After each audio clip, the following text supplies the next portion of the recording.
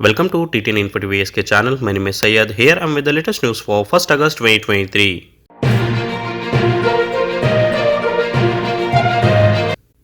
Saudi-Japanese Defense Minister meet to bolster security cooperation.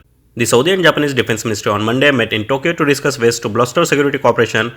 Prince Khalid bin Salman held talks with his Japanese counterpart Hamada at Japan's Minister of Defense office in the capital city. Hamada outlined his country's defense strategy and said Japan sought out to strengthen its existing links with Saudi Arabia while working to reinforce its security capabilities. Prince Khalid highlighted current issues affecting the region, Saudi and Middle East defense policies and major initiatives being undertaken as part of Saudi Ministry of Defense Transformation Program. Saudi Arabia condemns attack on rally in northwest Pakistan. Saudi Arabia condemned and denounced an explosion that tore through a political rally in Pakistan's northwestern Khyber Pakhtunkhwa province on Sunday. At least 44 people were killed and over 200 injured as a result of the blast that took place at a gathering of the Jamaat Ulema Islam party in the former tribal area of Bajur.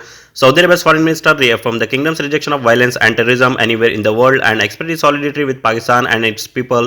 The ministry offered its condolences to the families of the victims and the government and people of Pakistan, wishing the injured a speedy recovery. Saudi Arabia Riyadh Conference highlights media role in raising public awareness about people trafficking. A major conference on raising public awareness about people trafficking was on Sunday's stage in Riyadh. Experts on the subject took part in panel discussion aimed at highlighting the importance of research and media involvement in combating the global criminal activity. The event was organized by the Saudi Human Rights Commission to coincide with the UN World Day Against Trafficking in Persons. UK Prime Minister Sunak announced more North Sea oil and gas exploration and carbon capture plans. The Rishi Sunak government on Monday announced that it would grant over 100 licenses for oil and gas exploration in the North Sea starting in the autumn. The British government also announced that it would support new carbon capture and storage initiative.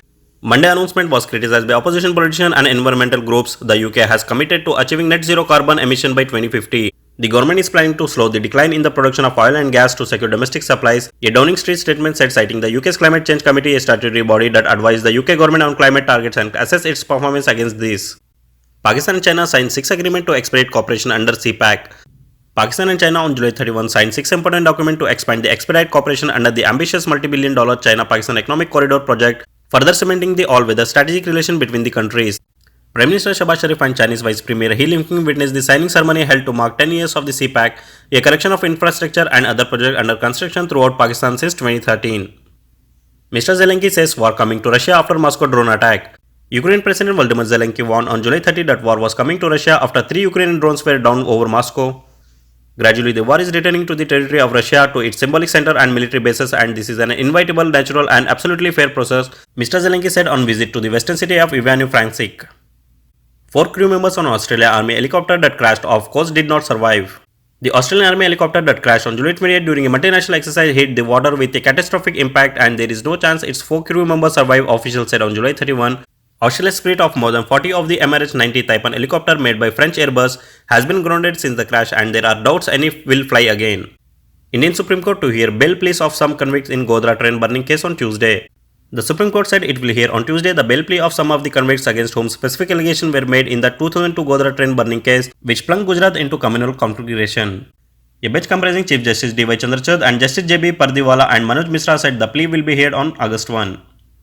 Government insulting Parliament by not discussing no confidence motion.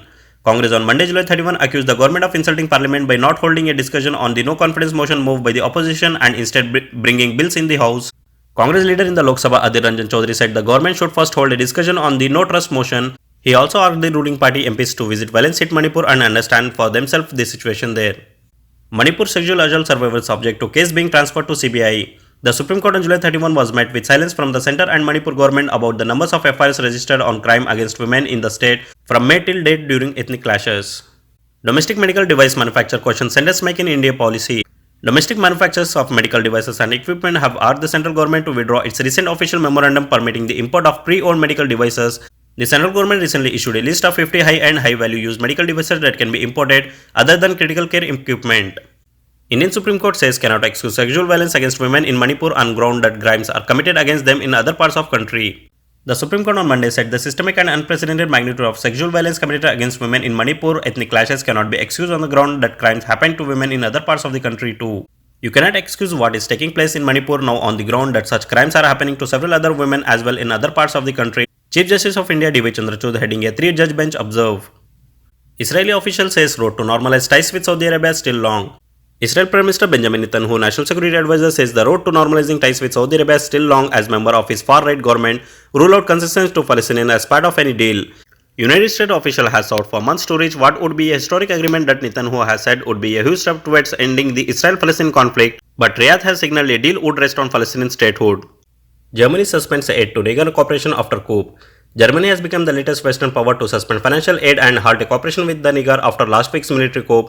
A German foreign ministry spokesperson said at a news briefing that all direct support payments to the central government of Niger would be suspended until further notice. We are in close contact with our partners on how to proceed, Jochen Plasberg, German State Secretary in the Federal Ministry for Economic Cooperation and Development, said in a tweet, adding that how the African Union and Economic Community of West African states respond is important to Berlin.